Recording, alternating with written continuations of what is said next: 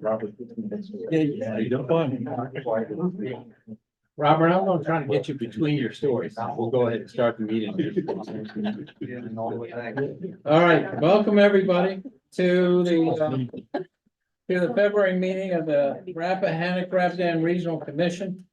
We are pleased to have everybody here. If you would please stand, we can do a pledge of allegiance to the flag.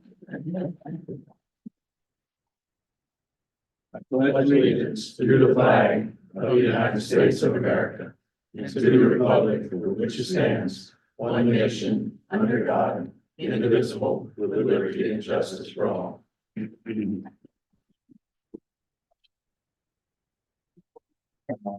Considering how crowded the room is, I don't even have to ask Patrick if we have a quorum determination. We're all set on that. But I would like to welcome the new members. We have 6 new members, new blood in our group, so we're pleased to have you. Ike from Balkier, Dustin Dawson from Madison, Crystal Hale from Orange County, Pranas Ramikis from Culpeper, Rick Sherman from Orange, and you go by William or Bill? William Polk from the town of Remington, who is returning after a stint away from us, couldn't get away and had to come back and be with us. 30 years, I think. Glad to have you back. We have an agenda in front of us. I'd like to have a motion to approve and a second, and then we'll discuss if there are any amendments. So moved. Thank you. Second. Thank you. Any amendments or changes? If not, we have a vote to approve. All those in favor, please indicate by saying aye. Aye. Any opposed? Thank you. Oh my God, I'm gonna lose my right arm. Maybe we need to add an agenda item to buy the neighboring empty place. We need an agenda item to buy the next. I suppose, yeah, renovations to Or the. Patrick? Hey, Patrick. Why don't you stay there? Okay. Well, I'm actually happy sitting here saying the truth. Let's just. All Or you right. can slide in between. I'm good. We actually have a member of the public, and so we are open for public comment, in case there is any public comment. And there is none, so I will close the public comment. We'll have presentations. Patrick, you want to go ahead and lead this? Sure. So we have, unfortunately, former Commissioner Megan Taylor, who's served time as treasurer, vice chair, and 2 years as chair of the commission, couldn't be here today, but we do have a resolution recognizing her service. I'm happy to read it into the record, or if you want to adopt it without, and I will present it to an upcoming county council meeting. I think that's going to be a nice thing that you're going to do that at a meeting. Thank you. And I will propose that we approve the resolution. I'll move that we approve the resolution and assume that it is well written and not have it read into the record. Can I have a second on that? Second. Thank you. All those in favor, please indicate by saying aye. Aye. Any opposed? Thank you. All right. We have a consent agenda in front of us. You have the minutes from our meeting in December and an application, several applications, and revenue and expenditures.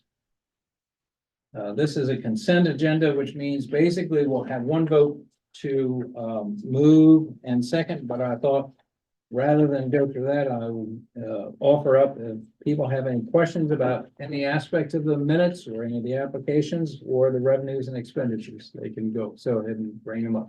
No questions, but I did want to, before you voted, I did want to put it to Patrick, if there's anything he wanted to highlight to us Thank you. beyond your notes. Other than the fact that, two of those grants, items C and D, are annual grants that are very important for the functioning of a couple of our programs, the Commuter Assistance Program and the Mobility Management Program. The other two, the USDA and the 2 FTA for the ICON grant, are one-time asks that would likewise be beneficial, but are not in grants. And as to the budget and the revenues versus expenses, are they relatively in line with the budget? Everything is good on the fiscal year 2024 budget. All right. Move to approve consent agenda. Thank you. Second. Thank you. All those in favor, please indicate by saying aye. Aye. Any opposed? Thank you. All right, Executive Director's report. A couple of things that I want to highlight. I won't go through everything that's in there, but just a couple of items. One, I'm pleased to welcome, and she's back in the corner there. Jessica Kelly has joined our staff early January. She is working primarily with the Regional Transportation Collaborative, supporting the work that Kristen Peraza shares with you, usually in August. But the great work that our mobility management program is doing, and I would say that Jessica has been not only good with that, but also being out and about at meetings throughout the region and then bringing back things that aren't even related to the RTC, as we call it, but, other commission programs. So it's really good to have another person out and about and making those connections. So certainly want to welcome Jessica formally. If you remember, in December, the commission approved supporting a budget request for additional funding for all of the planning district commissions through the General Assembly. Providing a quick update on that. That budget request, it was submitted on both the amendments on both the House and Senate side. Half the full request was 3.1 million to be shared amongst the 21 PDCs. The House budget that's currently under consideration by the conferees at the General Assembly has 75,000 each year, so it's half of the request that we made. But that would be an additional 75,000 to each PDC, including hours from the General Assembly each year of the biennium. So if you happen to speak to anybody at the House of Delegates or the Senate, then you can certainly offer your support for that one. I can get you the budget amendment, number as well if you need. On the Senate side, so that's on the House side, it's not in the Senate's, floor approved budget. On the Senate side, there's a separate amendment that we don't really know the origin of, but that would benefit our work as the Foothills Housing and Lead Agency. And that's for an additional 2.7 million to be dispersed to those lead agencies working on homeless services. That would come through DHCD. That would potentially be up to about $100,000 to support our work, again, with Foothills Housing Network. And, those of you that have been around for a while, the way that program is funded, we get a little bit of grant funding to support the lead agency role, but there's also a supplemental request to each of the jurisdictions, which generates about $48,000 to support that work that we do. So this would potentially be, offsetting those costs and also opening up some potential opportunities for us. Again, I'll kind of keep you all updated on that as the budget continues to move through it in Richmond.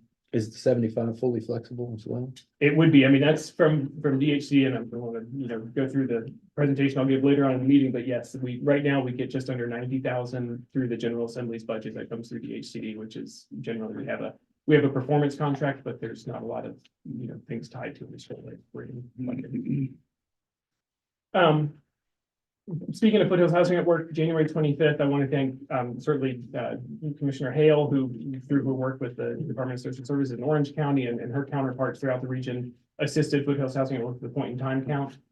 We're collecting and collating all that data. I do want to highlight for Rappahannock County that we were able to work with Ms. Crooks in the DSS office and have some information from Rappahannock County this year, which I know in the past we've not been able to pull together. We'll be back probably in April, potentially after that, providing that information to you all in terms of the number of unsheltered and other sheltered individuals that receiving services that night.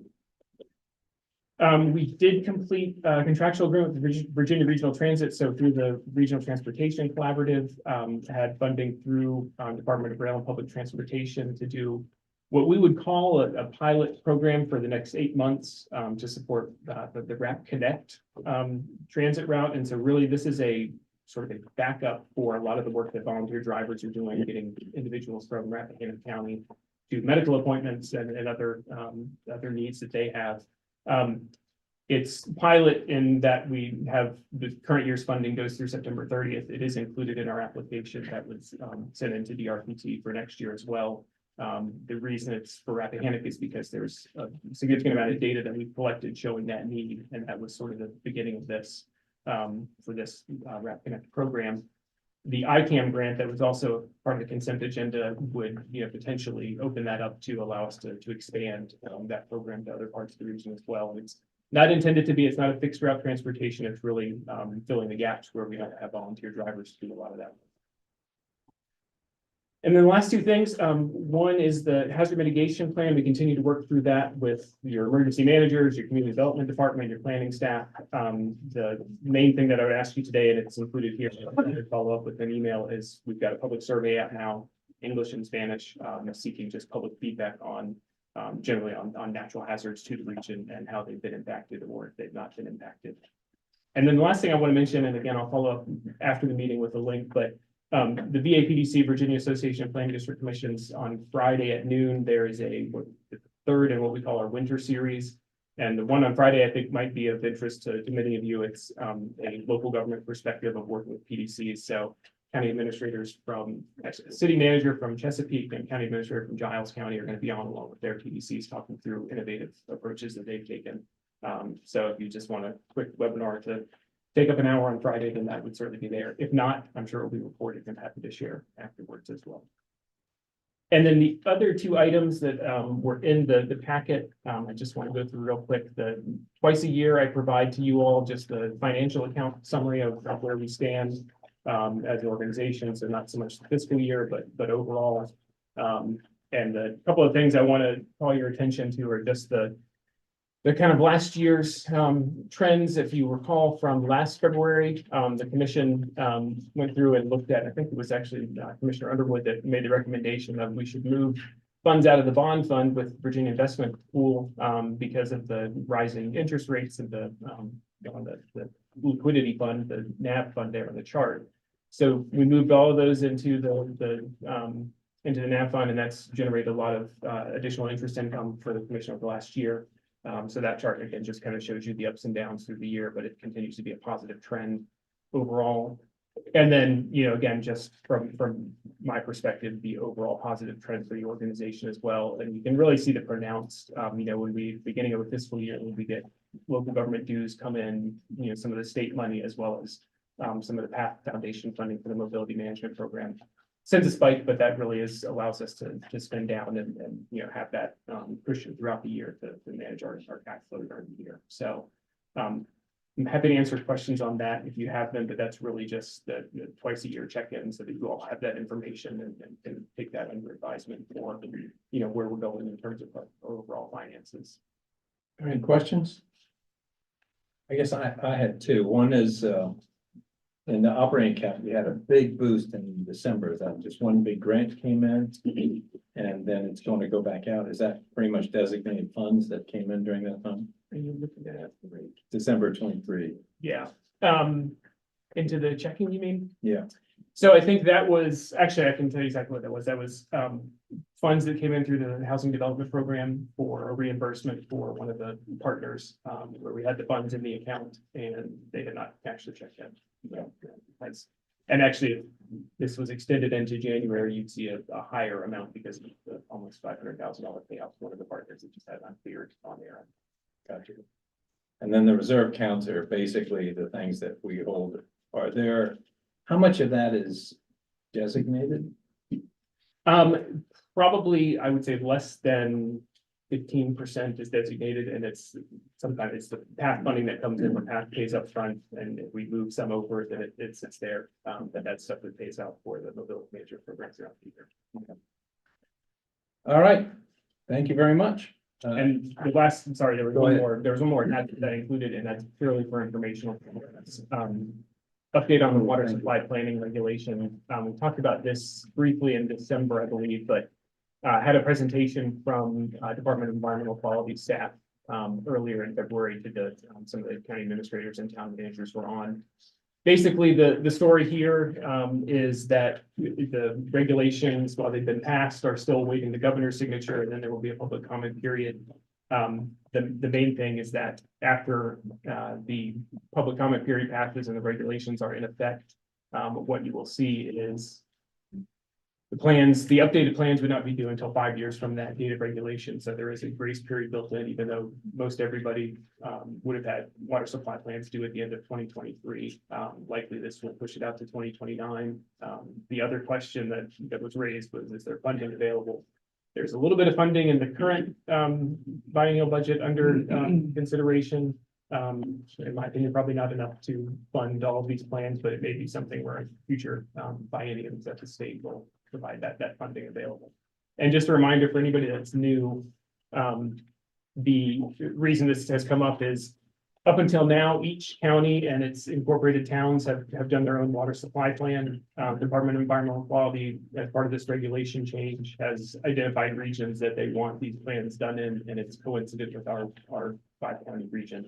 I think they call it the Northern Piedmont region. So not necessarily the commission taking the lead, but we would certainly be involved as that process works itself out over the next 5 years. That is all a result of this past summer's, historic drought. This was a periodic review of the regulations at DEQ. I think anytime they pay attention to those drought pieces. And I think one of the reasons they wanted to see this regional approach at a larger level is because of those impacts that span jurisdictional boundaries. Actually, I think it was as crazy as it is a part of the 2002 drought. So that's what we're finally getting based on that too. That's true. If you read the background, this is due to the 2002 drought.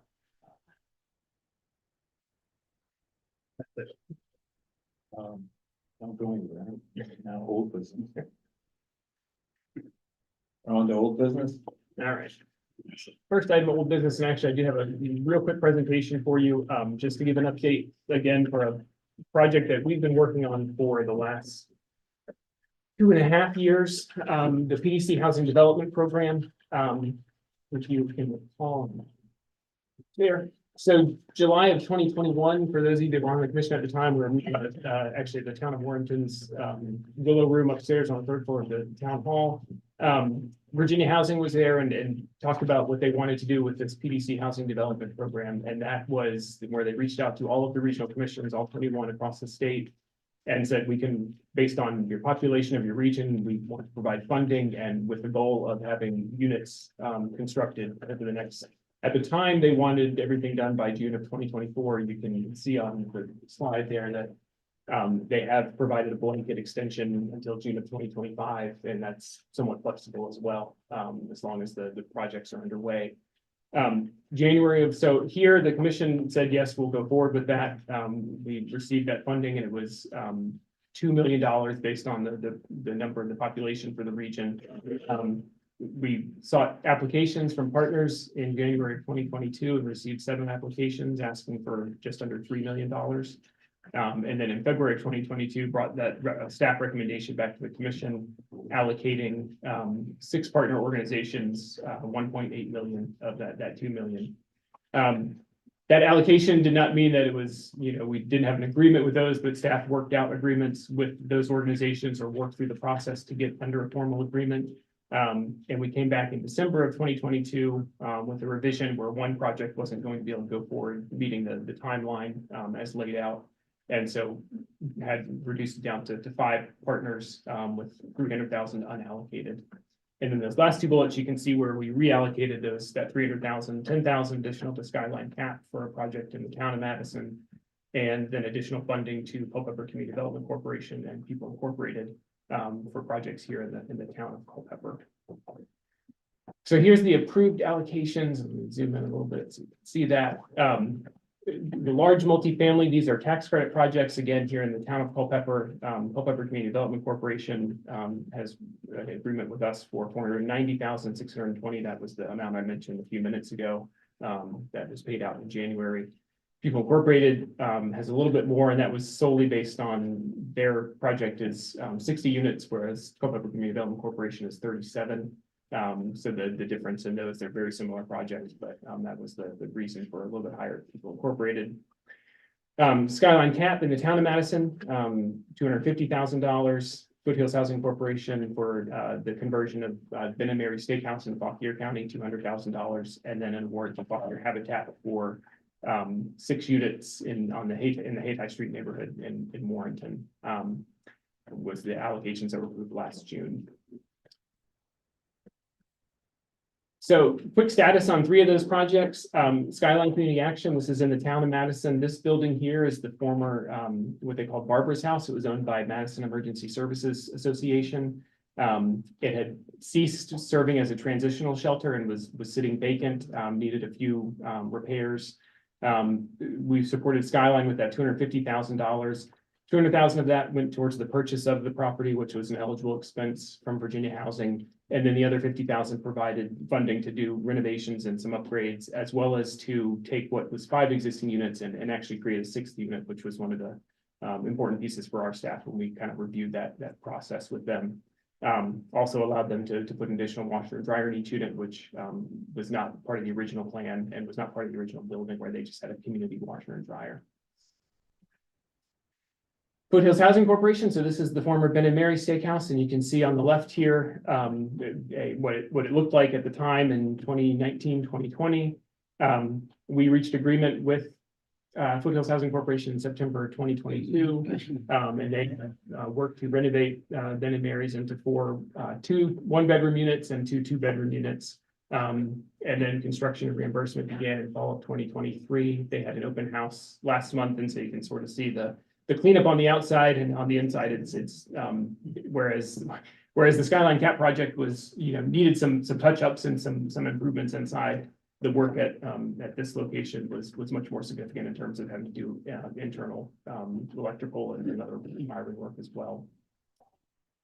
And then the last one I just want to give you a sense is in December, when we talked through, we had just come to an agreement with Volunteer Habitat for Humanity and gotten their sign off. And so they had a groundbreaking in late November. This is going to support 6 units in the Hayti Street neighborhood. 2 of them were demolitions that occurred just before this groundbreaking. And then 2 of which will produce 4 units inside the street. And where the picture is, we'll actually have 2 units that we're supporting on that property. Volunteer Habitat owns both properties, and as the bullet point there talks about the vacant and uninhabitable, those buildings have been demolished since that time. And I do want to highlight this is a unique one for us because there was additional funding from Virginia Housing to support that demolition, and then the town of Warrenton also approved providing some of their American Rescue Plan funds to support not just these properties, but additional properties in the Hayti Street neighborhood. And that's it for the updates. The 2 projects in town of Culpeper are moving along. They've had groundbreaking, at least on the Parkside project, which is the Culpeper Community Development Corporation project. Expect those to take a little bit longer just because they are larger projects and have tax credit funding in place, but they seem to be moving along as we would expect them to. So it seems everybody's on track, time-wise. Yeah, and we've been pretty upfront with Virginia Housing from the beginning that 2024 felt tight for us, especially given the way we interpreted some of their requirements. So, yeah, but I think everybody should be done. Certainly the 3 smaller projects and the other 2 told us that they could meet that deadline. Is the deadline for completion or start of the project? No, it's deadline for the units to be habitable. I think the one that would be, frankly, the most question would be the People Incorporated project, but because so much of the tax credit funding and others come from Virginia Housing, I think they feel pretty comfortable that, and Virginia Housing has stated that as long as there's progress being made, they're not going to pull the funding in the project. All right. Regional broadband projects, that's open to everybody. And we take this moment for self-whipping at every meeting for 10 minutes to talk about all of our troubles and all of our toil. So I open it up. If there are any updates that members would like to provide to the Commonweal, I'm sure we would all appreciate it. There were a couple of bills before the House and the Senate that would have impacted this considerably. One kind of pit our regional electric cooperatives against our broadband providers. And so upon reflection, we chose to stay out of the fight. And others would provide more funding for pole replacement where necessary. And I don't know the status of that, but I guess we'll find out in the next 30 days. The House and Senate bills were aligned. Yeah. With a ton of extra language that seems like everybody hates equally. And both budgets include about 30 million for utility make-ready work, which presumably will come out the other side of conference. Great. So I guess we'll see that in July. Yeah. What does that mean? Does that mean that they'll be more likely to have poles put in or It means the process will continue to be as opaque as it has been. And there are new rules and more money. And if you're in a town, it doesn't matter. And if you're in Orange, it probably doesn't matter. The rest of us keep hoping. Exactly. For constituents I've taken up, I mean, while we have to deal with all points, I keep just referring them to Starlink.com. Which has got a limited capacity. Yes, it has a lot of capacity and it actually is open and I've yet to refer to anyone to it that doesn't like it. We've had mixed in our area, I think mostly because of trees and Oh, angles and everything else that go along with Starlink, but for $110 and $500 or $600 order, there's a lot of people that can't just do that in our county. We have a lot of ready work being done by Firefly, which is one of the two ISP providers in our area. The one that's actually has some traction. So a lot of make ready work you would see done if you're in our county in poles. Main fiber trunk line leading from Stanardsville and Greene County over to our substation in Pratt's and Madison. So people have been waiting patiently, so there's no drop services to report at this time, but at least that project's moving forward. We hope to secure our conduit lease agreement at our park so we can get our fiber up there because that's how we connect and then deploy. And then Brightspeed, who won an RDOF challenge, part of our county. I think it may be 1,000 passings. Have not, in my opinion, got their act together. The Firefly project has to be completed by late 2025. The Brightspeed project is supposed to be completed by December 2024. Brightspeed is still trying to figure out their service area. And they have no pole attachment lease agreement, so I don't know what they're attaching to or where they're boring their fiber. We believe that DHCD at some point will find them in breach of their MOU with Thomas Jefferson Planning District. We're in that district for this project, which means that portion of the project would roll back into our Firefly project. So, which they've had some good benchmarks. So, no service to homes. We as well, Supervisor Underwood, tell folks if you get impatient, even the weekly household has fire or Starlink. Because HughesNet is just not working for our family. And, you know, it's just personal commitment and investment of what's available in your area, but folks are patiently waiting for various reasons. So we're happy with one ISP and we're dissatisfied with them. Whatever Supervisor Dawson wished to add to that. I think you covered it. Any activity, the Etland, that side, that area that. Not yet. That was an area that was, as Chantel. you're well aware, Rappahannock had a similar, Chantel challenged that and won, and just like backing out of Rappahannock, they backed out of Madison County. Everything's about per passing the cost. And when that was part of the Firefly project, I know it sounds like I'm getting kickbacks from Firefly, but when that was part of that package, it was more, you know, spread out, cost per passing was cheaper. Well, now that Chantel had won that and then backed out, now you've got about 1,000 passings that you have to try to get funding. So that project alone was, when we applied in 2023, was 4 million, local match of 400,000, which the board has committed to. We did not win out in 2023. We've applied again in 2024, hoping we'll get that approved. So nothing in that area. Maybe somebody will want to come on the tower that we're building in that one, but we're not successful in that area at this time. All right, Thanks. any other comments? All right, I'll go ahead and close that portion. Thank you for all the good information. Yeah. Patrick, quarter of statewide significance request? Sure. So as the memo states, this was tabled by the commission in December with a request to allow local jurisdictions to consider action as Culpeper County, Orange County, and Town of Culpeper all received the same request from FAMPO about the Route 3 quarter statewide significance designation. To my knowledge, I know that Culpeper County approved support and voiced support for it formally. I'm not sure if the town or Orange County took any action on this or not, but that's the change from December. And if there's action here, then I can't remember what we did. I think we did. We collectively think we did. The general sense from, I think in December, and I would continue to hold it, is that this is, there's not a lot of negative.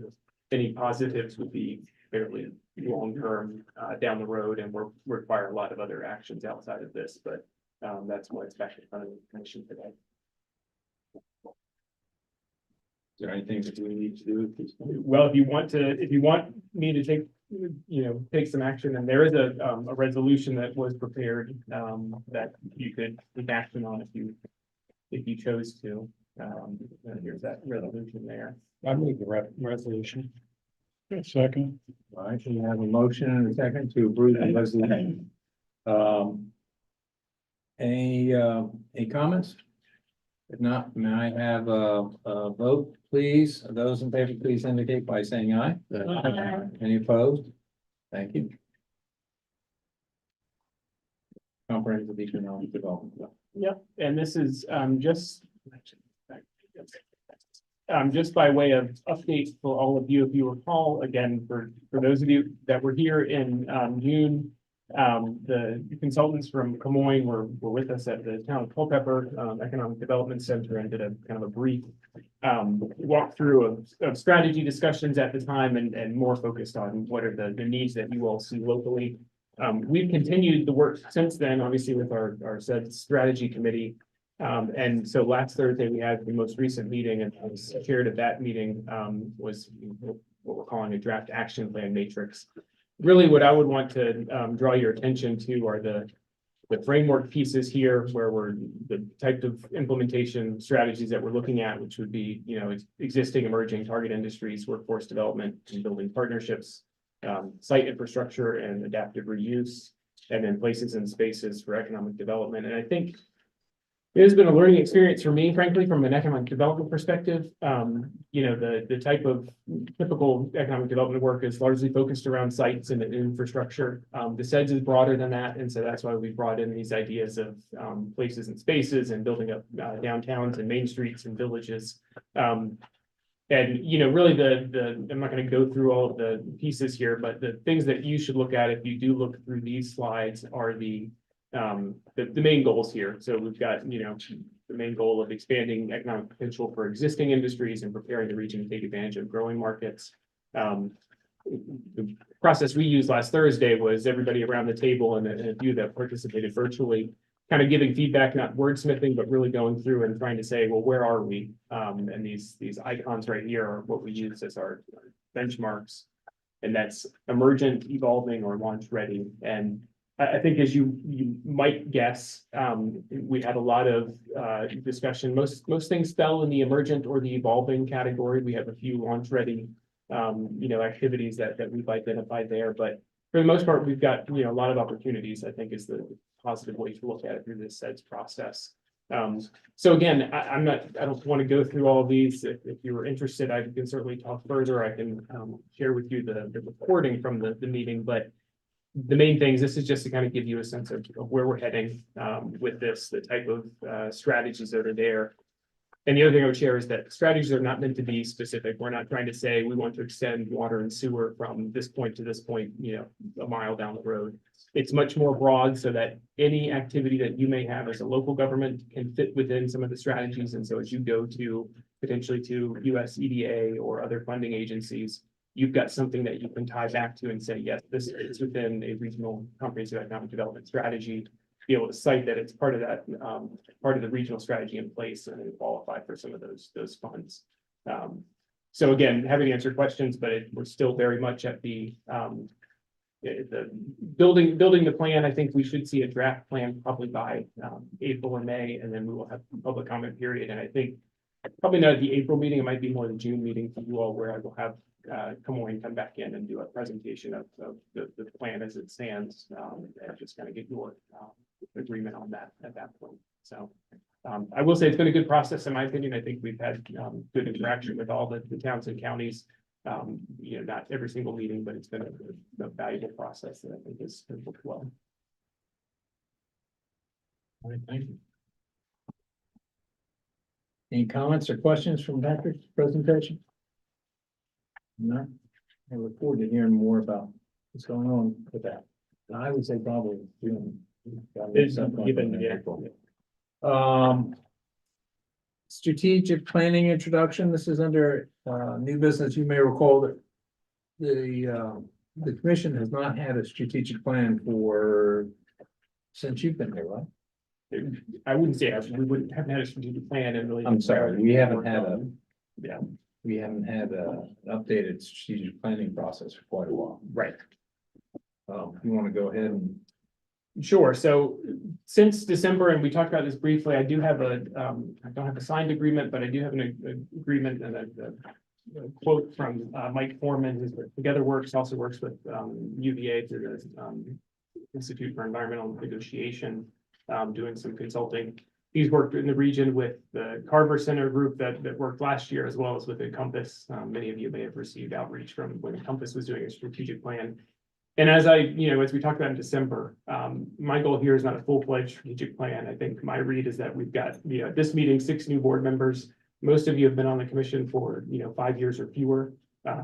Mayor Pointer and Mr. Woods are the longest serving, but we've had, significant turnover. And one of the reasons for engaging, Mr. Foreman or someone else would be to, kind of look at the focus areas that we currently work on, the priorities.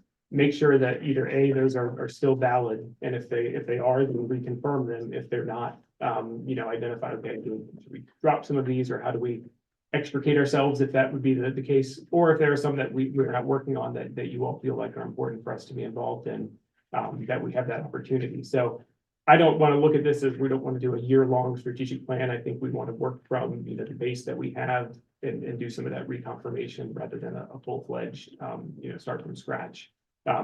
Happy for you all to disagree with me on that, but that's sort of the direction that I've approached this from.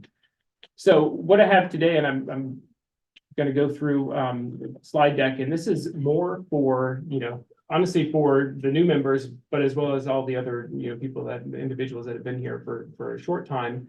A presentation I first gave in 2016, probably, I think the first meeting when I was executive director, really just kind of giving you a sense of what is a regional commission? What's the history of these organizations across Virginia? How did this commission get to where we are today in terms of the type of things that we're working on? And then, just sort of use that not for specifically your feedback today, but just sort of as that introduction for what hopefully in April will be a more robust discussion and follow up to that. And so, if you'll bear with me for more talking from me after this, I'll turn it over to you at home, and you'll do everything you want to do with Roundtable. As I said, I felt pretty comfortable as I was updating these slides, and I've actually updated them several times in between, but the only members that would have been there would be Mayor Pointer and Mr. Woods. I hesitate to say that neither of you probably remember the presentation anyway. So, hopefully, will be some new information that jog some memories. So, again, purpose for me is just to give you not an orientation, but to orient you as to what the regional commission is, how we've evolved through the 50+ years that we've been in existence. Provide a brief background, not only on this one, but all of the planning districts across the state, then review our current focus areas, and then very briefly touch on the how, and that's really how we do things in terms of the funding sources and some of the challenges that come along with those funding sources. You can see there's discussion and decision points largely that's based on the individual that I would like to work with not being available for our scheduled date in April, but we can have that discussion at the end and sort of follow up with how we want to approach that. So 1968, Virginia set up the Metropolitan Area Study Commission. It's known as the Hahn Commission.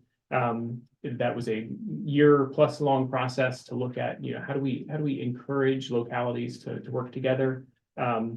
Recommendations, as it says there, include a state entity to oversee administrative processes for local boundary disputes, and then state assistance for regional planning and service district creation.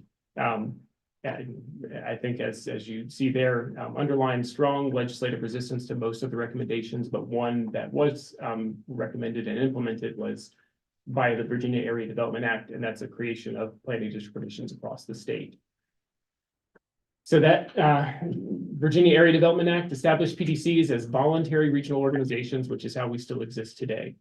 It shall be the purpose of the PDC to promote orderly and efficient development, physical, social, and economic elements of the district by planning and encouraging and assisting governmental subdivisions to plan for the future. So basically, how to, get localities that share a lot of common issues, a lot of common opportunities, to work together, when it makes sense. The question there is the authority for defining the PDC regions was given to, and the answer is the director of a division of the state government that no longer exists. So the director of the Division of State Planning and Community Affairs was given the final authority. That process was completed in 1969, and then over the next 3+ years, charters were enacted in each of the if I get this right, 21 regions at the time, 22 regions at the time, in terms of how they enacted a charter. That voluntary piece still exists. The code still reads that these regional commissions are voluntary organizations. They are granted the ability to exist by the state code. We only exist because the governments in the region, and counties and towns have come together and said, yes, we want this organization to exist. And so that's where the power comes from, and the authority that we have. So you can see there, 1976, that state division of this Division of State Planning and Community Affairs was dissolved, and PDCs were placed under the oversight of Housing and Community Development, which is where we, continue, again, ostensibly to report to, although it's, minimal reporting that we provide to DHCD. Most of the other state agencies that we work with are the ones that we have, much more reporting to do in terms of grants and other things as well. DHCD is not very, they certainly interact with us, but they don't have a lot of requirements for us for that funding. I gave away the answer on this one, but PDCs, how many on originally, and actually I think I got it wrong because there's now, I take right, there's 22. There was 23, there was 22 to begin with. 2 of them down here. So if you look at this map and you see the numbers, there's 17, 18, 19, and there's no 20 and 21. That's because originally there was a Peninsula PDC and Hampton Roads that was PDC 20, and then PDC 21 was the south side of Hampton Roads. They merged, I think, in the early 90s to form Hampton Roads Planning District Commission. But you can see, I mean, PDCs across the state vary quite dramatically in size. If you look at Central Shenandoah over here, number 6, it's the largest geographically, stretches all the way from Rockingham all the way down to Rockbridge, which is a long stretch on 81. I think, frankly, this region is pretty compact given what some of the other ones look like as well, just based on our area. But so yeah, so 22 to begin with, and now 21 that remain. So sort of the core functions for the PDCs, we're conveners. So having you all around the table, but also a lot of the committees and work groups that we work through, convening regional leaders and other regional stakeholders to promote that discussion and to identify the common ground to pursue, joint action, fostering cooperation. So while the board here is made up of, local government elected and appointed officials, we work, pretty extensively with nonprofit organizations, private sector, in the SEDS, for example, and other projects that we work on, as well as the public side. And then identifying that opportunity for multi-jurisdictional partnership and recognizing that, value can be produced by the actions, or at least considering those issues that are relevant to all of you. Note there is that, that service district commission, the HON commission envision PDCs evolving into service district commissions where you would implement infrastructure, you would, potentially build things. That really hasn't happened with the exception of, I would say, like Eastern Shore, where there's 2 counties that work quite extensively and put a lot of their work through in terms of authority for things through their PDC. So mid-90s, there was the first major review of how PDCs were operating, and the real takeaways here are that over that kind of 2-decade period, there was less emphasis placed on regional planning and much more on supporting local needs. And I think that's largely because of where the funding came from, as well as the boards and the people that we work with on a day-to-day basis being local rather than the state. Generally, local officials were happy with how PDCs performed. Up until that time in the mid-90s. That generated what they call the Regional Cooperation Act, which is, again, some of the things that I quoted before, and is what the code still states in 15.2-4207. And that also identified functional areas for regional cooperation that are listed there, and which a lot of PDCs end up working on. That's a lot of bullet points that really go into the details of what we do. I'm not going to read it all, but you can certainly look at that or read the code if you're super interested. So since that time in the mid-90s, there's really been little legislative activity. Generally, I think most of the regional commissions work in an area where we're behind the scenes, both at local level and with the state as well, but provide some pretty important support structures for both local and state. I think the evidence there in terms of some of the annual programs that we have and some of the other grant funding, there's a recognition certainly at the staff and leadership level at state agencies that PDCs are a value for them in terms of, okay, here's an opportunity where we don't have to reach out to 95 counties or 43 independent cities or 200 and some towns. We can reach out to 21 PDCs and get that message out there. Again, most of the current projects that we work on, as well as some that we've not been involved in. All right, so brief on the commission. And so here's, the logo design. And I think that sort of says, okay, here we've got one that you can't even see the edge of the boundary there. Working all the way up through, I think, late 90s, where it's some sort of probably original, some sort of computer art form, and then the current logo there. The charter was effective December 8, 1970 for the what they called at the time Rappahannock-Rapidan Planning District Commission. The 4 original members were Fauquier County, Orange County, Rappahannock County, and the town of Warrenton. It became effective, I think it was Orange County on December 8th when it enacted the charter that got the ones that had enacted the charter over 50% of the region's population, which was the tipping point for the organization to be in existence. You can kind of see the timeline here. So just a couple years later, Culpeper County and Madison joined in 1974, town of Culpeper in 1978, Gordonsville and Orange in 1982, Remington in 1987, and a decade before the town of Madison joined, and then town of Washington and town of the Plains late in the 2000s. We're actually pretty unique in terms of the towns all being at the table, including towns with populations of 200 or below. A lot of that requires the approval of the commission. Obviously, the way the code reads is that jurisdictions of 3,500 or more can join, and then others have to petition. And so that process has worked out for all of our 8 towns, including the 5 that are below 3,500 in population. So first meeting was January 16th, 1973 at the Culpeper Town Hall. And this came up when we were asking for 50th anniversary resolutions last year. Mr. Hively reached out and said, "So you met at the town hall, but the town wasn't a member." And that's correct. It was those 4 charter members choosing to meet at, I guess, area that, in a county and a town that was not a member, but used the town hall for the first year or so in terms of meetings. Within 9 months, hired an executive director and then leased space at, what used to be, at least at the time this picture was from Google Maps, from the Lucio restaurant there on Main Street here in Culpeper. So, briefly, in the 70s, the work was largely driven by federal funding programs, criminal justice planning, which is something that obviously we don't do anymore, at least as far as I'm aware. Manpower and workforce, some of the state requirements through the Area Development Act. But then community development plans, which we still work on today in terms of land use and housing. Again, just like I mentioned earlier with that 1995 review, 1980s was shifting towards local support. And that was a lot of zoning and subdivision ordinance, technical planning support for counties and towns in the region. But started to see some of the regional activities as well. The commuter services program traces its origin all the way back to 1982. 83, we had tourism activities beginning in the 80s, which continue today, and then a lot of block grant administration at the time as well. And then in the 90s, the same thing, also added on the rural transportation program, which continues today.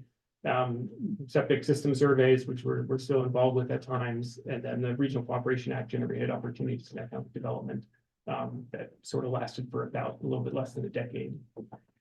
And then, again, into the 2000s, where I think the shift really became towards some of those regional plans that were mandated. Hazard mitigation plan, that's a mandated plan from FEMA and Department of Homeland Security, supporting the TMDL planning, and really where our work was done was on the front end, and a lot of the total maximum daily load planning.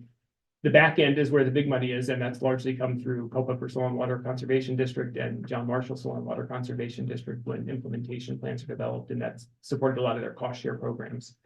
Having that planning work done up front and then having them be on the implementation side. And then community development, the Living Towns Planning Workshop Series was one that I know Mayor Coiner and others, feel have good memories of, and was something that we went around to, I think, all of the towns and at least some of the villages, and would do a day-long planning workshop series, and it lasted for just a little bit over a decade.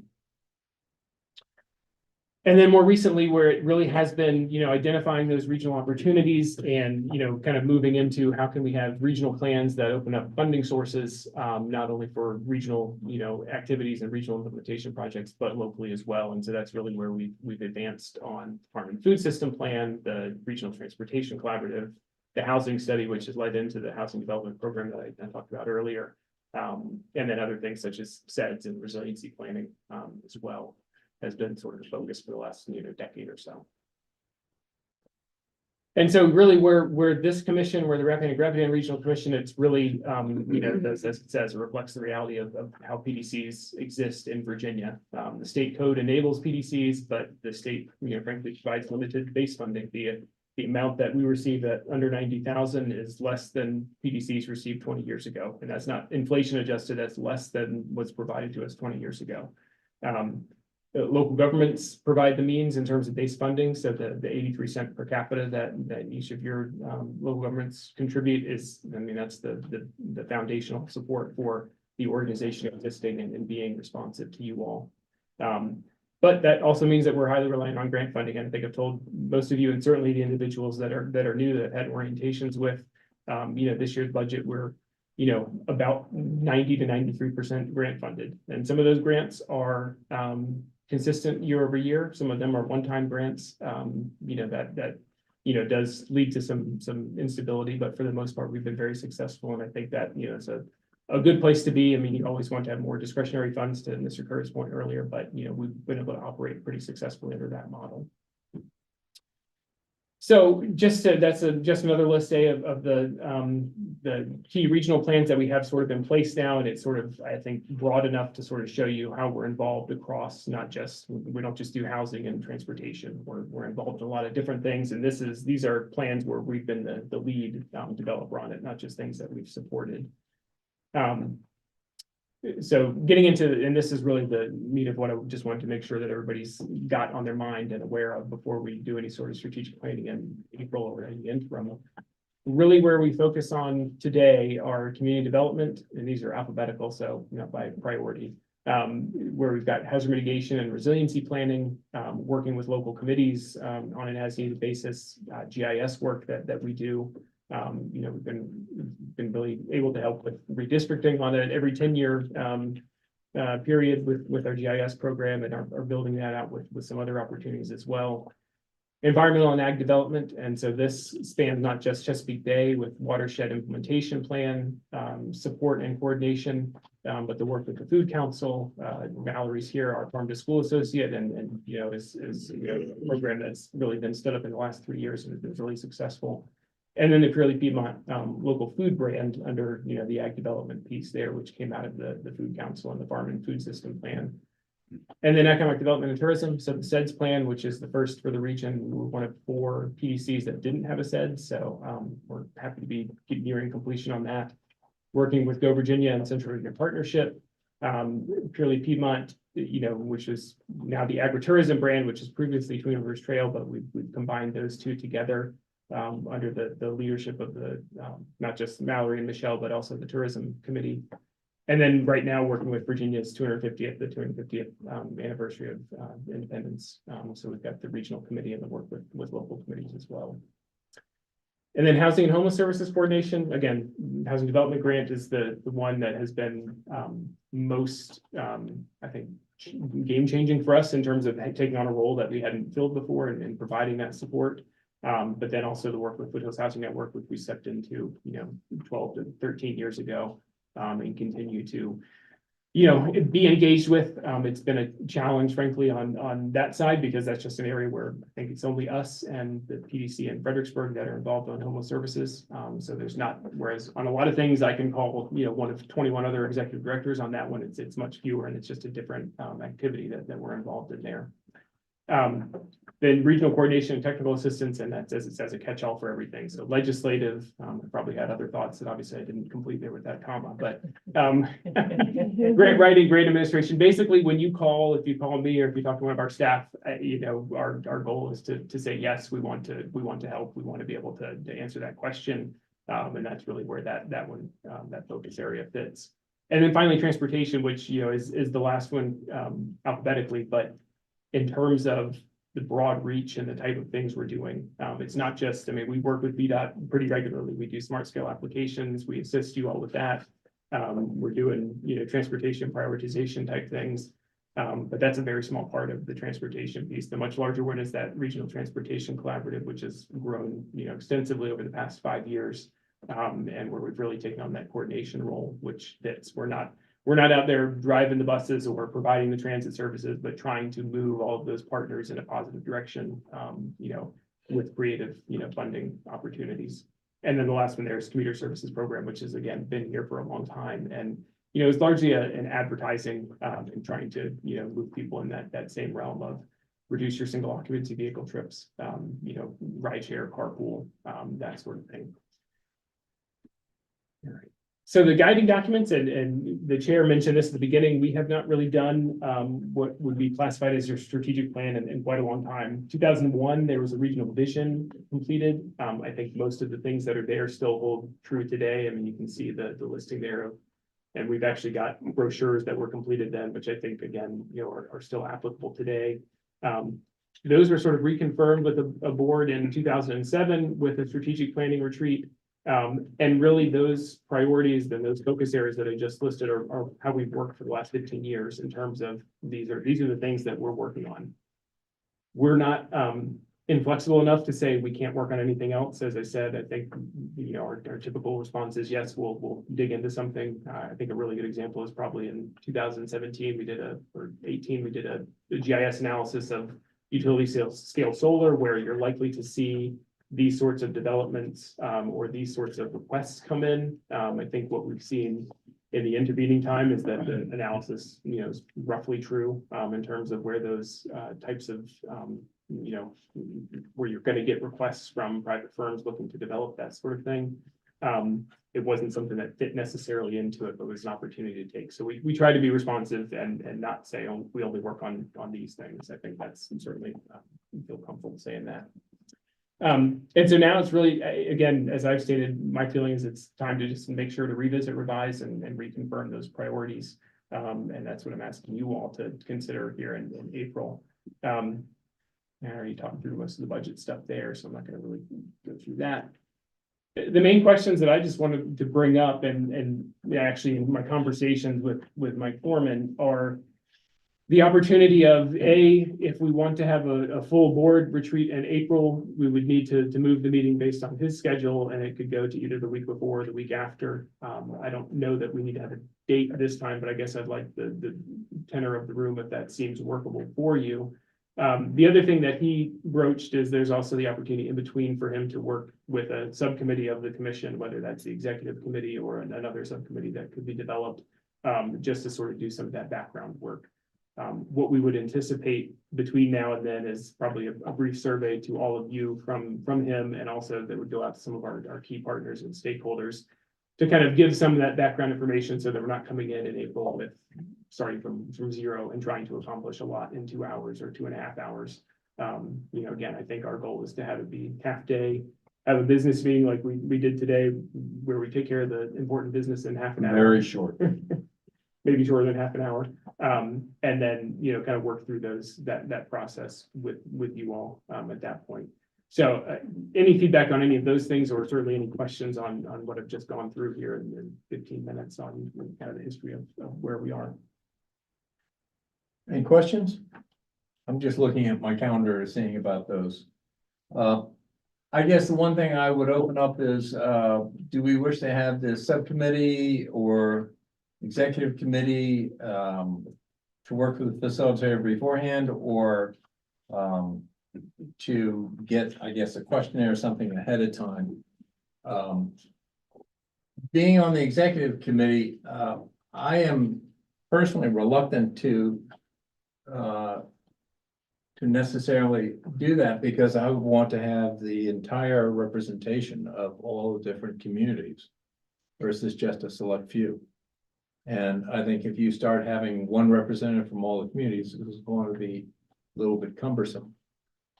So my recommendation would be just to let the facilitator, if we can get him to do the questionnaires or whatever he wants to do ahead of time, and then we meet as a whole group on the April, whatever date, and we'll determine that next. But that's my suggestion. I'd love to hear other people's thoughts. Sounds fine to me. It's fine. I agree. Any other thoughts on that? If not, we have either, I guess by a show of hands, does anybody have an objection to moving from our usual date, which is the fourth Wednesday of the month, to either, I think it's the fourth Wednesday, isn't it? It is, yes. To either the third Wednesday or the week of the 29th, May 3rd. Is there anybody who would object to that? All right. And I think you have, So would you want me to send around to see which date would be preferable, or just choose a date myself? And I think you do that and you're going down a rabbit I hole. just said Wednesday, so Yeah. you're locking in. Just tell us when you want it. Okay. So is the facilitator going to look across the other 20 PDCs and identify things? Don't know what we don't know. I don't know. I've only That's been a good involved point. in 2 other PDCs. Which we were joint membership with Middle Peninsula and HRPDC. So it'd be nice to know, what are those people doing? What are the groups doing that we're not doing? And maybe Is that something? pull something off their shelves. I think between myself or our staff and the facilitator, we can do that. One source that, I try to share with you all every 2 years is one thing that DHCD does do is produce every 2 years, here's what the PDCs are doing and provide that to the General Assembly. So that's something where a lot of times it's got per PDC 2 or 3, here's like things that we want to highlight what they're doing. But yeah, I think that's something that we can definitely pull together. I'd be less interested in what they want to highlight, just knowing kind of the breadth of what they're doing. Sure. The other thing I would recommend is that this was a great presentation today. Roy, thank you. Unfortunately, we have 2 months between now and when we'll meet again, and unfortunately, this will go back into the further recesses of our mind. Can you send this I can. this presentation to us maybe a week or so ahead of time? Looks like it'd be also great to have just posted on the website. I definitely would post it for the meeting. Who we are, Yeah, though, just sort of thing. Yeah. About us. You have the board members in a single document. Yes, it's at the end of the table and there's lots of copies that are Expecting you to ask available. that. Wow. And on the backside is the staff listing as well. So you've got both of those things. And I I'll take was- some credit, I asked. Yeah. It is, as I've met with Supervisor Brada, Supervisor Hale, haven't met with Mr. Sherman or Mayor Polk yet, Mr. Ramikis and Supervisor Dawson. That is part of the handbook that, a big document that I give to everybody and that most of you probably received at some point when you joined, but that's one of the, It's on a shelf. I think 3 or 4 things. I'm like, here's the pages you really need to look at, and it's that page. It's the one page. Here's what the duties for a regional commissioner are.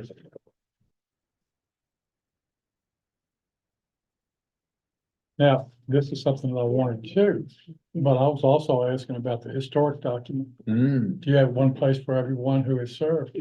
I have, yes, I have an Excel, and I will give credit to Sue Romiak, who was the previous office manager, Oh, who yeah. started developing. Oh, she did. So we've got a listing, and that was filled in by myself and some others with every commissioner that served, and their jurisdiction, and including some that served 2 or 3 different terms where they were on, left, came back on, and then we've got a list. It's over 200. So you're saying we need a Hall of Fame. No, I don't lift anybody above. I'd just like to know the players. I know a lot of them, just knowing people in the region. You're gonna I'd have just a like gold to star know- next to your name. I tell you what, that's not really not my thing. We're not gonna give you the legend. When we do good work here, I sit back and smile. That's the total thing. Patrick, is there anything else that you need from us? Nope, I think you've answered that last one, just about what else you need from myself or staff, either now to support this work or in the future. So, no, I'll report back and I'll, go back to the chair, obviously, if there's anything that comes up, but, we'll send out as soon as I can confirm a date for the meeting, I'll send that out. So Please send that out as soon as possible. That'd be great. All right. Can I go ahead and go on? I'm done. Okay, if you look at the last, sheet of paper in your, in that group. I hope it's the last one. I know it's not. You're the only one that has. Okay, so, as you may recall, the executive committee served as the nominating committee and brings forth, the following slate of officers and executive committee members for one-year terms beginning March 1st. 2024. As chair, Fred Callen from the town of Washington, vice chair, Bob Coiner from the town of Gordonsville, treasurer, John Egerton, from Culpeper County. I'm sure I still messed that up. The at-large is William Semple from the town of Warrenton. Ted Voorhees is another at-large from Orange County, and the third at-large is Jonathan Weekly from Madison County. Are there any other nominations from the floor for any of the officer or at-large positions?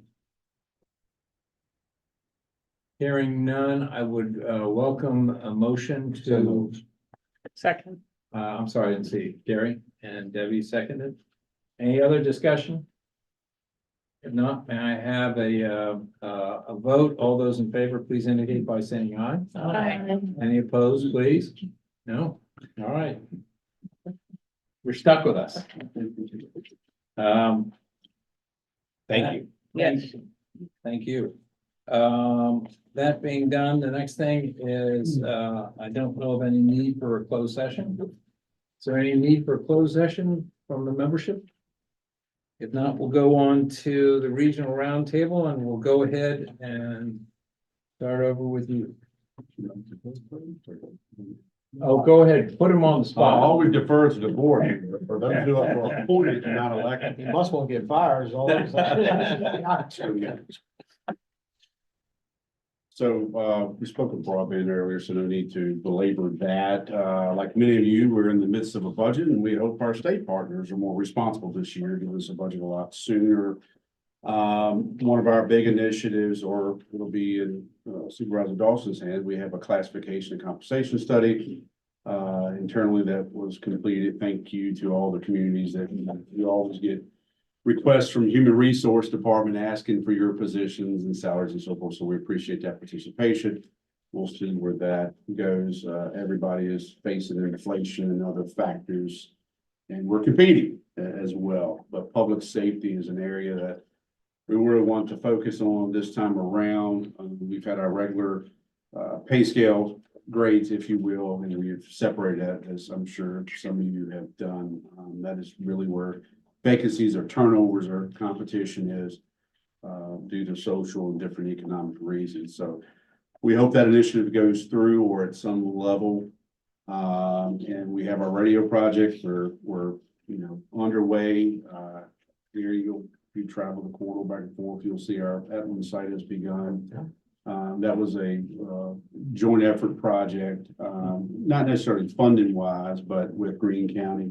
So we had some redundancy with our radio systems. Many of you may have kind of chosen what regions you work with. I think Fauquier and Culpeper and Rappahannock work together. So that's kind of our partnership. And renovation project for EMS is almost completed on design. I was hoping to get that bid out in February, but now that it's started to March, we will have bid openings, I think is anticipated for April and notice to proceed in May. At least that's our schedule at this time. So not a new facility. We know members are that in that career like to have a new, but we're going to make it new. It's going to be better than the area, the space that they're in now.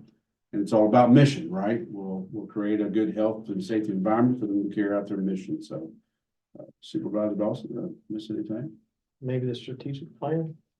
Strategic plan, that is somewhat of a, I will say, a long, so it's not just a commission that has a long, update, amongst us. We'll have that as well.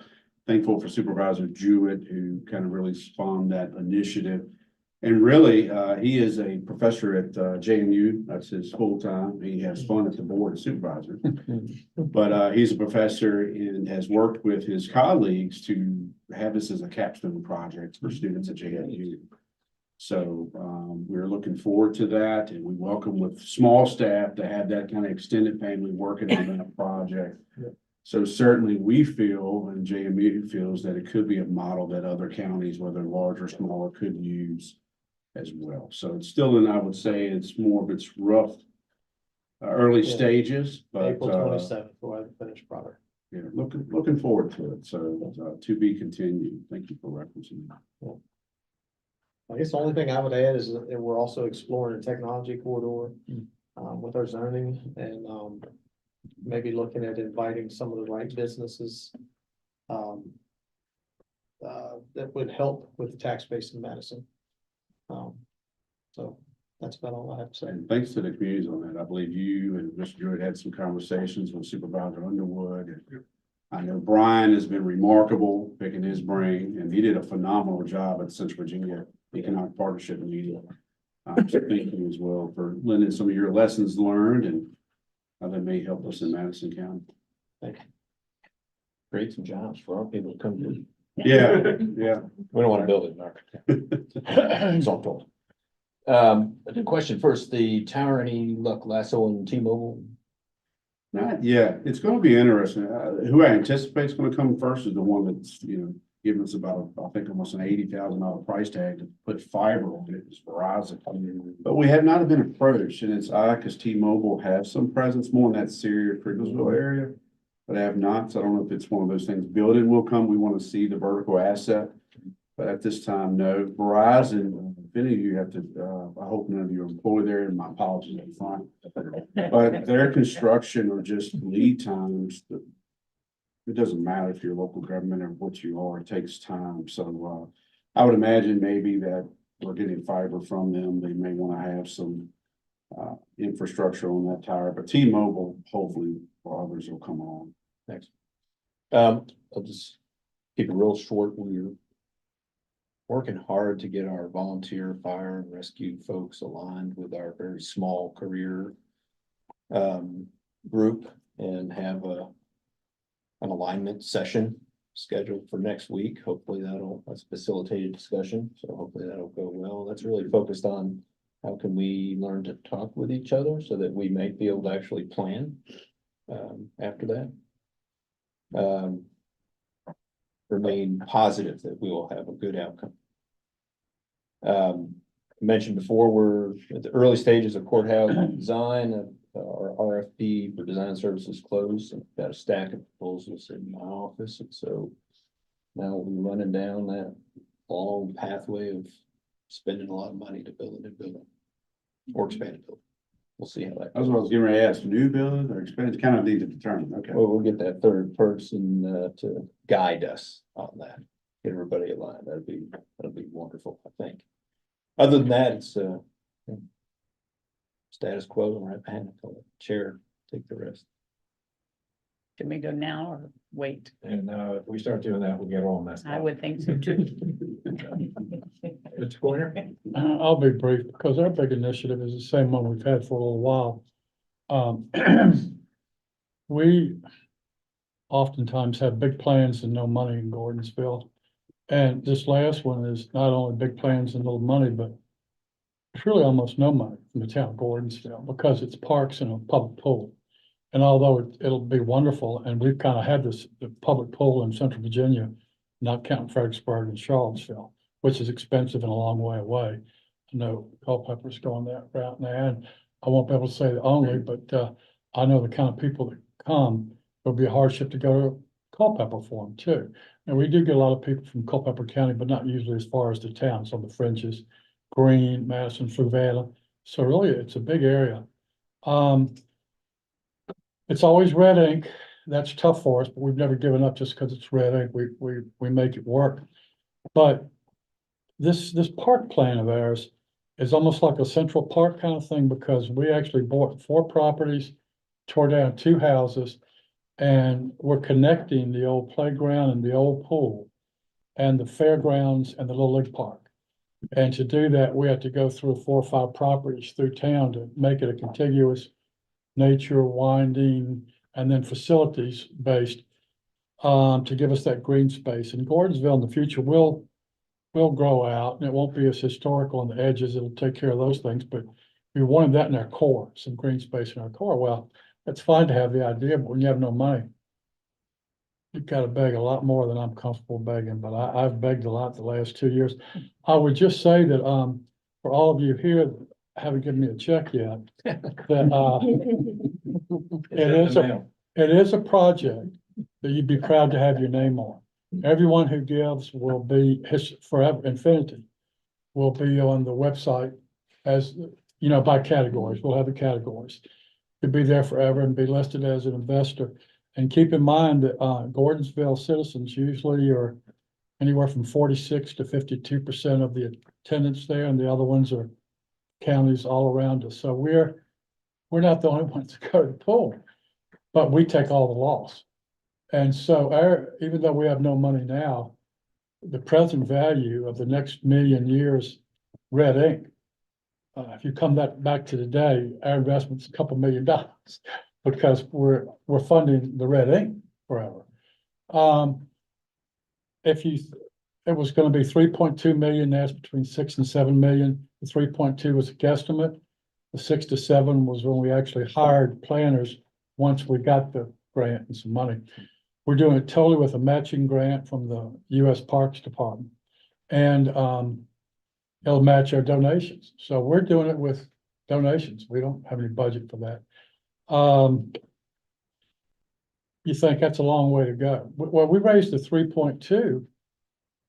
Brian in Orange County really kicked us off. We had a weekend where our base donor gave $1 million a couple of years ago.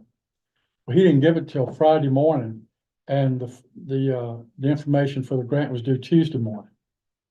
I went, I wasn't going to submit the thing, and it was a matching grant. So if we had $40,000, I wouldn't go through that for $40,000.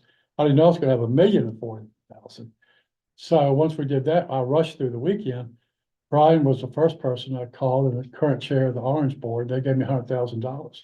Then everybody else I talked to that weekend, I could point to the 100 and a couple other quick 25s, and actually on the phone raised $360,000 that one weekend. And between that and PEC gave us some green lots that they had their people put the money up for. They got some of that connecting lots, fair market value of that. We put up, we raised $600-some thousand and had the $1 million starting out. So we were at 3.2, 3.3, 3.4, 3,400,000, just like that. The next 3 million won't come quite as easy.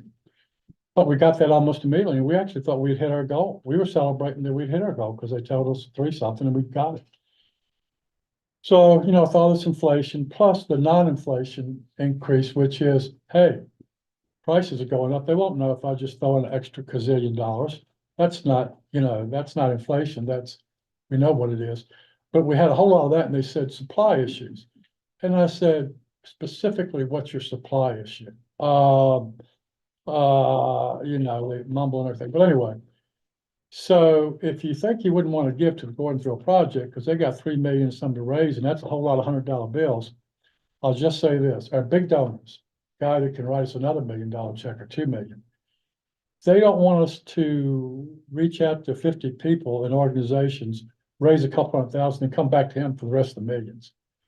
So what you'll do, I'm saying you to everybody you know and talk to, and yourselves and everyone I will talk to, it increases the numbers gradually. So if we show 1,000 people, even if we're only pushing it up a little bit, that's probably going to nudge the big guys into writing me a really large check. So you're actually going to make the 3 million happen, not with your pocketbooks, but with the broad-based support, saying, yes, we want this in Central Virginia. And I'm telling you guys, not because I'm coveting your money, but I'm coveting your voices in case you ever talking to people, because half the people are from surrounding counties that come there. Most people in your counties go to private clubs. I went to the Gordonsville pool when I grew up, but I was fortunate enough to also belong to a private club. Most of my friends couldn't go to a private club, and that's the ones I'm working for. When I was growing up, only whites went to that pool. Now it's a large percentage of both ways, and they get to spend the summer with their classmates rather than hanging out in the street with a bunch of older guys. So it's an extremely strong social fabric where you can stay with your classmates during the summer.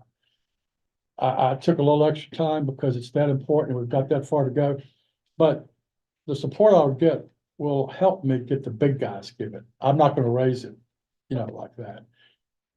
Thank you for your time. It's Thank really you, sir. important. Long way to go. Thank you. Good luck. Anything- Yeah. Yes, sir. Rick Sherman, Town of Orange. I guess right now, we're mainly working on our budget like everybody else is. And, we're in the process of putting a new water standpipe into town. And, that's, probably 50% done. We got the sections actually going up, so. We're seeing some progress there. The old tank is over 100 years old, so we probably have some lead issues and some leakage and that kind of thing. So this is this part of it, or the financial part of that, getting that done is a major plus for us. Our finances are in a pretty good shape. I've been on council a long time, and I think they're better than I've ever seen them. And just like the commission, we put some money in some investments, and that 6% is a whole lot better than what we were getting 2 or 3 years ago, 0%. And that's making a difference. So, and good luck to Bob. I mean, it sounds like a great plan, a total park Will plan, be. not just a Will be. pool. Yeah, And that's, exactly. right, The whole thing, yeah. That's excellent. And there's a lot of people from the town of Orange that use that pool because we have a cooperative effort. Do, and a lot of them do. Yeah. And really because of cooperative effort, because it seems too expensive without it. Yeah, Orange gets in-town rates, yeah. but they pay to get it. They pay to Right. get it. And that's been a beneficial partnership. It really is. Thank you. Great. I'll just finish up with the standpipe. Again, the top piece has just been constructed. Construction started the 26th. Even though we laid the foundation, had that ready. 30 and 45 days, we should have our second standpipe up beside the first. Then we'll go through a period of moving the antennas from one to the other one that are up there. Then we'll bring the other one down. I'm pleased to say that the standpipe actually is on budget and on schedule. I haven't had a project like that. Really pleased with that. Amazing. We're also in the process of our lead and copper survey. Thing y'all have had to do, as well as we're a victim of planned obsolescence, and we're gonna have to be replacing every water meter in town. That's a huge issue for us. On the positive side, though, we'll say that we have 67 homes going up in Red Hill. That's under, I believe, under contract now, and 21 in the Keene Road subdivision, which is fairly good for us. But we will be, and our budget is in progress, like everybody else's. Great, thank you. This is fun to be a part of this thing here. I just thinking ahead, I'm really excited that there's going to be strategic planning because it lets the new guys have a chance to get up to speed and have some input on the future. Specifically, I'm looking at, there are the purely Piedmont brand transition from between the rivers, whatever it was there. And whether or not we can leverage that further for, I think most of us have a lot of local food options and tourism options. I think we could leverage those maybe through hallowed ground partnerships.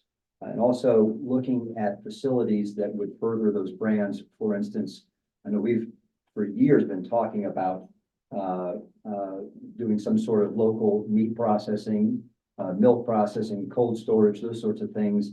And maybe we'd have more success if we looked at that regionally.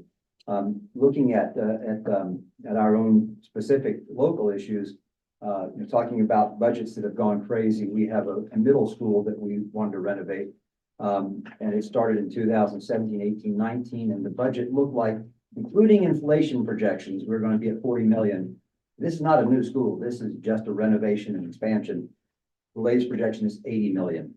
So, yeah, that's not fun. Then, and I think, I'd love to know more about other counties' experiences. We're transitioning, we're feeling the transition, the pressure transition from volunteer fire to more professional.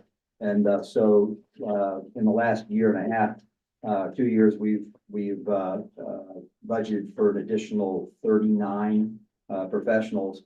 And that's, I think my first meeting on the job, it was a 19-minute long meeting, and we already raised the tax rate 3 cents just to get 3.7. Thanks.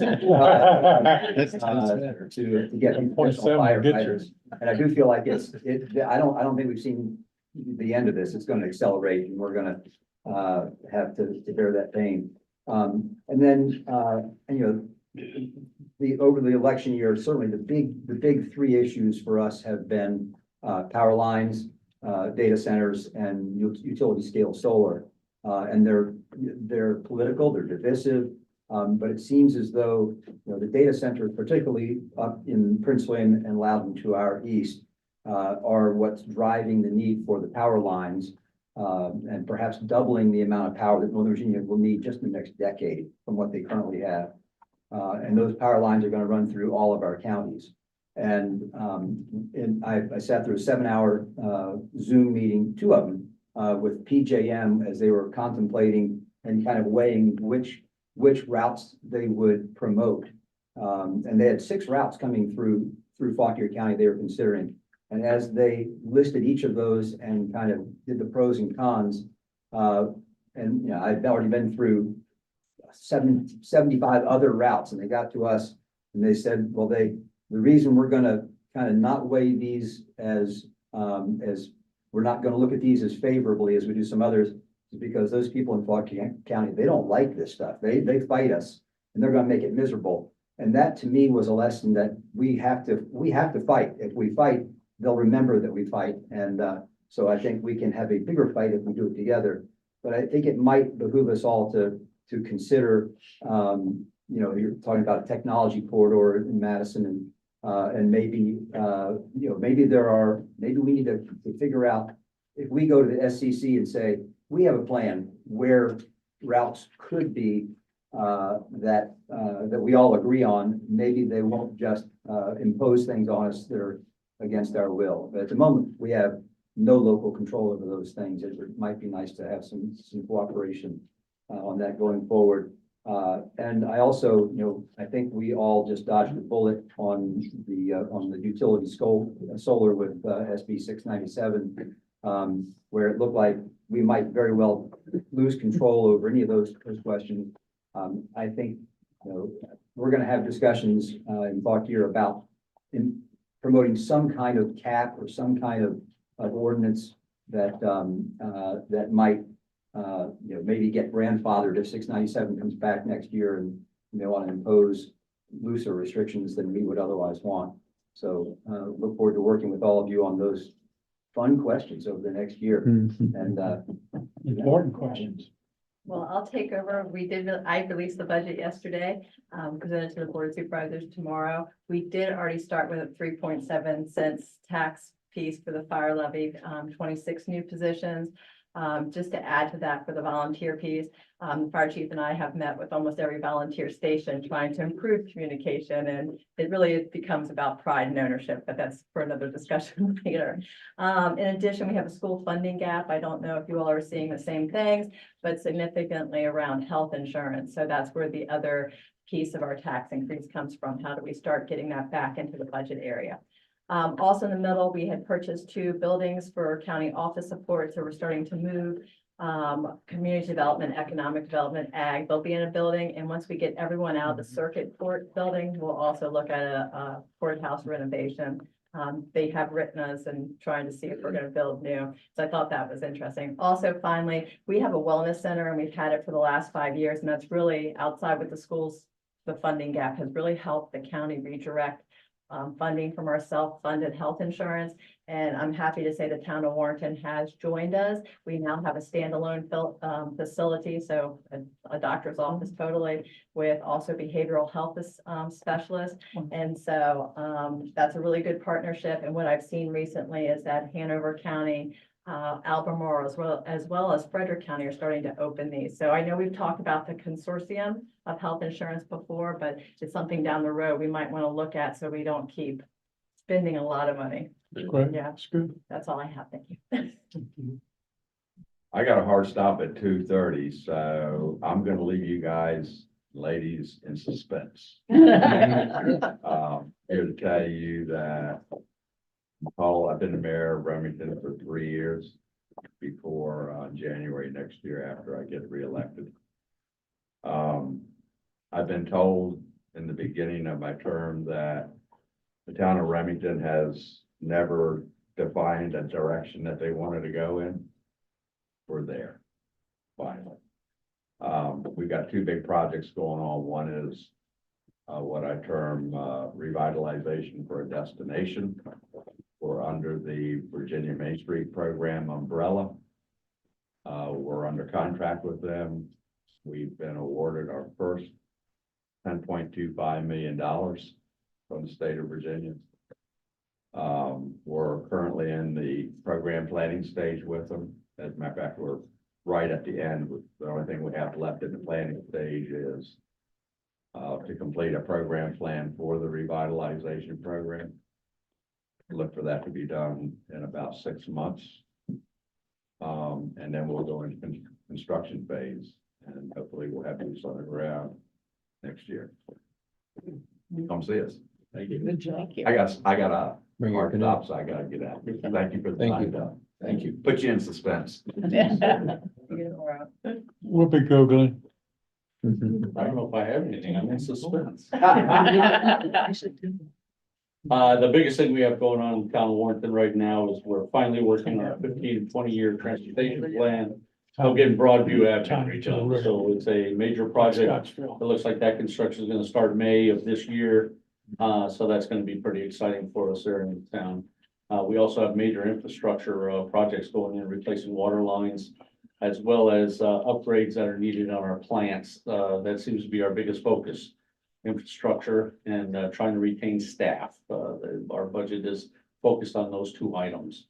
And we're doing pretty good. We enjoy working with the county. I think we're doing some great things out there. So thank you for that. That's all I got right now. Just looking forward to getting the roads torn up, removing more trees. The one thing I come away from these roundtables with every time is that we all have the same problems. We're like everyone working on a budget, which like Jonathan includes a pay and classification study. Like Gary includes challenges with EMS and Janelle. But for the most part, it looks like it's gonna be not too difficult of a budget year for me, knock on wood. We don't have a health insurance problem. We've got a 0% increase for the first time ever.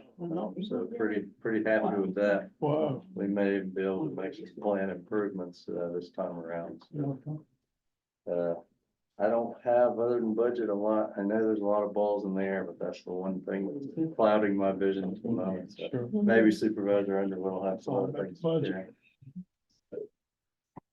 You go, Ted, go first and then. Or, you want to go next? In the back? Sure. Yeah, we'll go ahead. So Culpeper, as John mentioned, budget season and EMS, we do have, I believe it's 28 full-time staff that are all EMS relative to still all volunteer fire. With that, Paul Bates is the supervisor that's leading up trying to figure out what's going on in the surrounding counties and what are best practices. So for us to collaborate regionally as we go through these changes, please, Paul will be calling you if you hadn't, and if you haven't heard from him, please call Paul Bates, because he's the one that's doing the research along those lines. You mentioned electric. There has been discussion. There's going to have to be an upgrade of the line going into town. There's already one approved. There's going to have to be another that'll be coming. would love to work with you to have greater, Fakir and everyone in this room to have greater influence over electric. That has been a discussion among the board. We're all concerned about it and we want to figure out what we can do relative to that. So I'm chair of Public Works. I'd be the one to work with relative to that. In terms of other stuff, thank you very much to Rappahannock County. The agreement relative to the use of the transfer station is beneficial and we're getting more organized ourselves and just very much appreciate that. It allows for greater efficiency, which is awesome. And yeah, so thank you. Otherwise, things are pretty smooth. We have one new member of the board this year, 6 returned. We're all getting along well and going pretty well.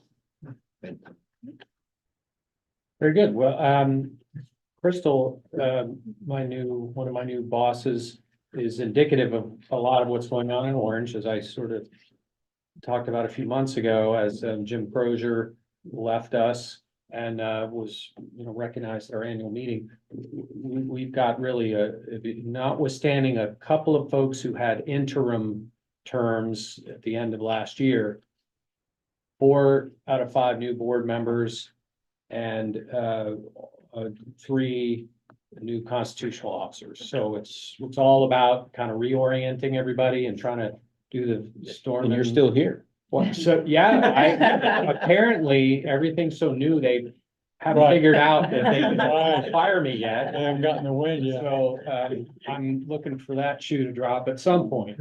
But so, no, I think, initially we had to do new MOUs with all the constitutional officers and kind of get that squared away. We took a little time there, but everybody pretty much got along eventually. And so we're trying to get everybody sorted out. And part of that, as some of you have talked about, we're doing strategic planning as well. So we had a workshop, second one with the board last night, where the first one was in January. We sort of got all the ideas together and we put it in this new online format that we're going to try to use to report internally and maybe externally. So we're trying to take advantage of some tech tools to help us organize our thoughts. So that's the real big focus. Other than that, I won't talk about broadband because, everything's so perfect in Orange County. It's embarrassing. No complaints. We are trying to get another round of VATI.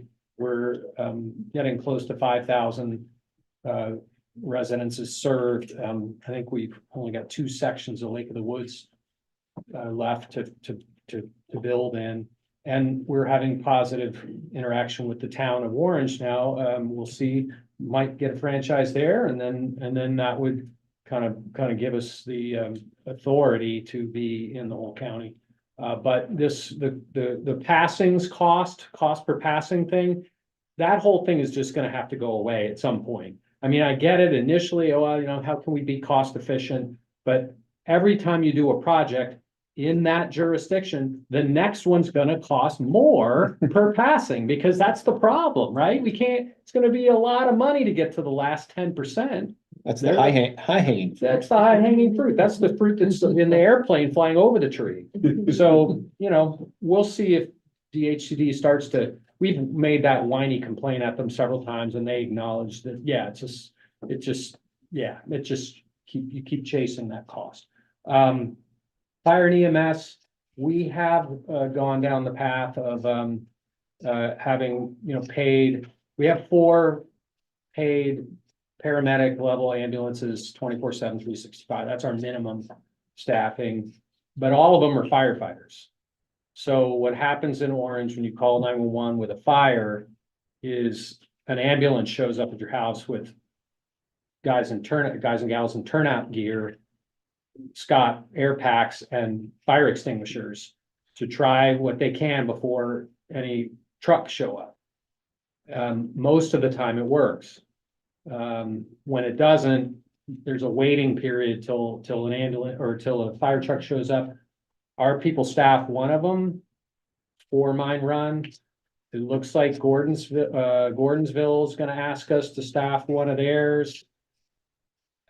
So we're in that sort of transition mode where if, as long as cooperative minds stay in play and we're all trying to play together nicely, we keep making progress. But as you know, every year, each company elects a new round of leadership. So stability isn't always easy to come by in the volunteer service. So, but for now, we're making progress. We're paying all their bills, frankly, because you can't, I've said it in this room, you can't sell enough Brunswick stew, flip enough pancakes, or do enough fish fries to buy a $1.2 million pumper, which you're not gonna get for 5 years anyway. So this whole thing is gotta change somehow. I don't know how it's gonna change, but at least the General Assembly did decide to study the issue. I'm sure they'll get right to funding it as soon as they figure out how to fund the schools, which they've not been doing correctly for 20 years. And so they're at least starting on that a little bit. So, but hey, they've got problems, we've got problems. We're all in this together. So we just, do the best we can. And I feel like we're doing the best we can in Orange, getting along, trying to plan for the future. And some of that with our strategic plan does include more parks and rec opportunities, because you see great things from our neighbors. We want to do more of that cooperatively. And also we're starting to look at more industrial property, because we got to build, that piece of the economy too. And congrats to some of our neighbors for some of the good work you're doing there. So that's going to be our big priority for the next couple months, is kind of get our strategic planning processes underway, so that we can start moving forward. Did I say miss anything? You covered it. That's why I wanted you to go first. Okay. You covered it beautifully, and thank you, Ted. I will add, Ted mentioned that I'm his new boss, but he's also my boss. You can do the math on that. So it's a really cool relationship that we have, and it works really well. So I'm just really excited to be here on the commission. I've a little bit of experience with some of what Patrick was talking about from my DSS hat, and it's just really, really nice to be here and be a part of this from a different perspective. But we are still storming and norming a little bit, and that's fun as well. We are, seems like we're fighting really hard, like a lot of you probably are, to maintain our rural identity with a balance of some revenue generation with something that, makes sense, but utility scale solar is a big concern, especially in my district right now, as I feel like we're being preyed upon. And there's a lot of opinions about the best way to tackle that, and whether or not we're in the best strategic spot to from an ordinance or non-ordinance standpoint, whether or not we've got the best tools in place. But those are the sorts of things that are top of our list right now. Just making sure we can keep the identity of rural Orange County, rural but still thriving.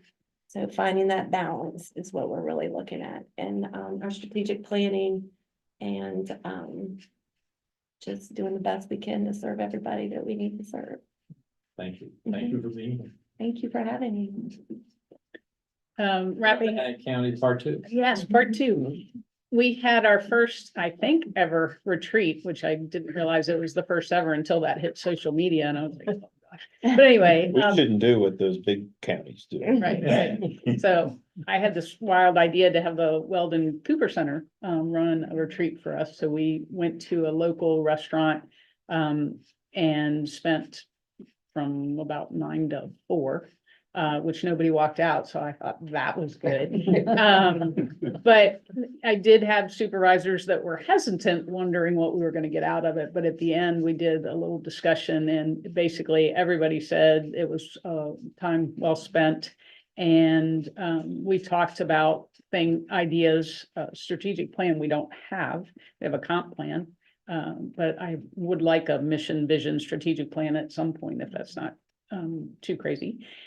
Because at this point, we just say no to a lot of things. And my worry in today's world, litigious society that we're in, you can say no, but that's not a plan, and the court system sooner or later will catch up with you and say that's not okay.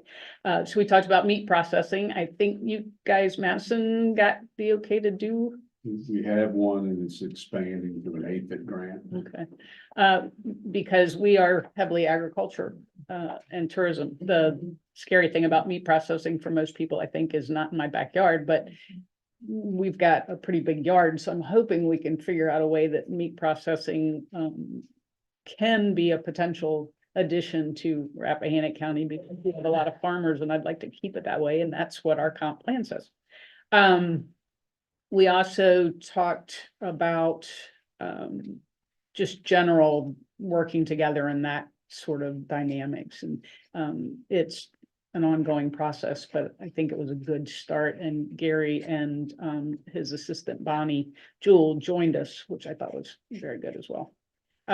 Fiber, obviously, we're kind of at, no matter how you look at it, somehow we're at the end of the pipeline, surrounded by the bigger guys. So hopefully fiber will come to Rappahannock County before monies go somewhere else. Fire and rescue, if you have time, I happened upon a wonderful podcast by the city manager unfiltered guy, Joe Turner, called the, let's see, let me get it correctly. It's episode 40, the impending collapse of fire EMS services in America. And although with Tim Nowak, Nowak, who is a veteran, still volunteers, but or still is paid, but he has a consulting firm as well on this particular issue. And it was so spot on. I just decided to share it with everybody, and the people that have listened to it, Gary and I haven't talked after he listened to it, but I think really got some good information out of it.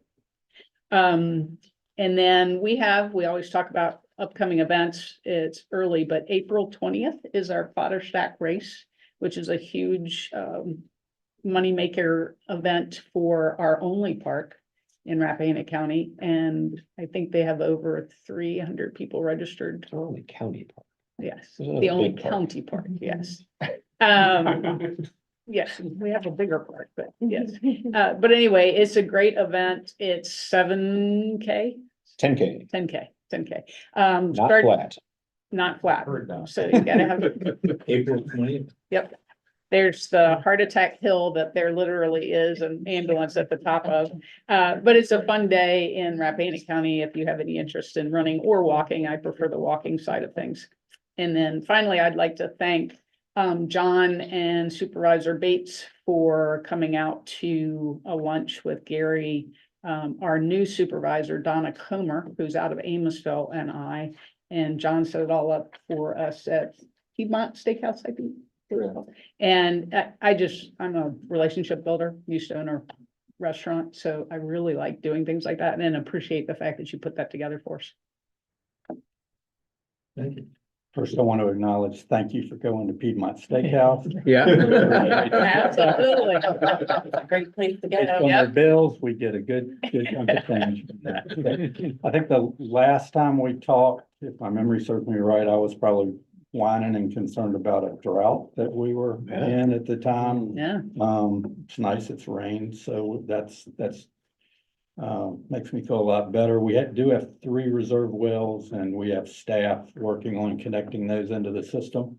I was very happy that staff volunteered to do that. That'll save us probably $1 million or so by staff doing it. And the engineering is almost caught up with the work that they're doing. So hopefully at the end of the day, the engineering, the permitting, and the implementation will all come together about the same time.